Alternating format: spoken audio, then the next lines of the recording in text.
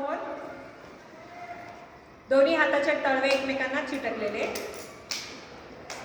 आता मी सूचना देते त्याप्रमाणे तुम्ही लक्ष देऊन करायचं. ठीक आहे, डोळे मिटून केलात तरी चालेल, फक्त माझ्या सूचनांकडे लक्ष द्या आणि त्याप्रमाणे करायचं. श्वास घे, दोन्ही हात बाजूला. सावकाश श्वास घे, दोन्ही हात बाजूला. श्वास सोड, दोन्ही हात समोर.